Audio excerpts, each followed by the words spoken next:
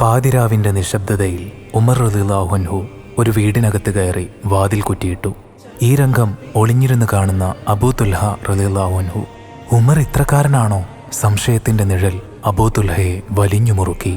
കൂരാകൂരിരുട്ടിൽ ഒറ്റയ്ക്ക് പാത്തും പതുങ്ങിയും ഒരു മനുഷ്യൻ പോകുന്നത് കണ്ടപ്പോൾ ആ മനുഷ്യൻ എങ്ങോട്ടാണ് പോകുന്നതെന്നറിയാൻ അബൂ തുൽഹ പിന്നാലെ സഞ്ചരിച്ചു. അങ്ങനെ ആ മനുഷ്യൻ ഒരു വീടിന്റെ മുന്നിലെത്തി. വീടിന്റെ ഉള്ളിലെ അരണ്ട വെളിച്ചത്തിൽ ആ മനുഷ്യൻ ആരെന്ന് തിരിച്ചറിഞ്ഞു. ഉമർ. അതെ, ഉമർ തന്നെ. ഒരു ഞെട്ടലോടെ അബൂ തുൽഹ പറഞ്ഞു. അബൂ തുൽഹ ഒന്നും ചെയ്തില്ല.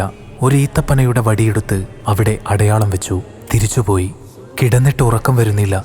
എന്നാലും ഉമർ ഇങ്ങനെയുള്ള ആളാണോ? സത്യമറിയണം.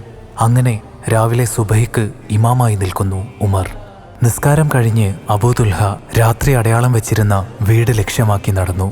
വീട്ടിലെത്തി വാതിൽ മുട്ടി. അകത്തുനിന്ന് ഒരു പെണ്ണിന്റെ ശബ്ദം. ആരാ? അബൂ തുൽഹ ഞെട്ടിപ്പോയി. ഇതിനായിരുന്നോ ഉമർ ആരും കാണാതെ ഇവിടെ വരുന്നത്? പിശാച് പോലും ഉമറിനെ കണ്ടാൽ ഭയന്നു പോയെങ്കിൽ ഒരു പെണ്ണ് ഈ ഉമറിന്റെ ഹൃദയം കീഴടക്കിയിരിക്കുന്നു. വാതിൽ തുറന്ന് അബൂ തുൽഹ അകത്തു കയറി. അപ്പോൾ കണ്ട കാഴ്ച, വൃദ്ധയായ കണ്ണ് കാണാത്ത ഒരു സ്ത്രീ കട്ടിലിൽ കിടക്കുന്നു. എന്നിട്ട് ചോദിച്ചു, ഇവിടെ രാത്രി എല്ലാ ദിവസവും ആരെങ്കിലും വരാറുണ്ടോ? ആ വൃദ്ധയായ സ്ത്രീ പറഞ്ഞു, ഞാൻ രോഗിയായതു മുതൽ ഈ ദിവസം വരെ എൻ്റെ മലമൂത്ര വിസർജനം പോലും കഴുകി വൃത്തിയാക്കാൻ ഒരാൾ വരും. എനിക്ക് ഭക്ഷണമുണ്ടാക്കി തരും. തമാശകൾ പറഞ്ഞ് എന്നെ ചിരിപ്പിക്കും. സന്തോഷമുള്ള വാക്കുകൾ പറഞ്ഞ് അദ്ദേഹം പോകും. അബൂ തുൽഹ പൊട്ടിക്കരഞ്ഞു. എന്നും രാത്രിയിൽ നിങ്ങളെ ശുശ്രൂഷിക്കാൻ വരുന്നത് ആരെന്ന് നിങ്ങൾക്കറിയുമോ? അവർ പറഞ്ഞു, ഇല്ല, അറിയില്ല. അതാണ് രാജ്യം ഭരിക്കുന്ന ഖലീഫ ഉമർ റളിയല്ലാഹു അൻഹു.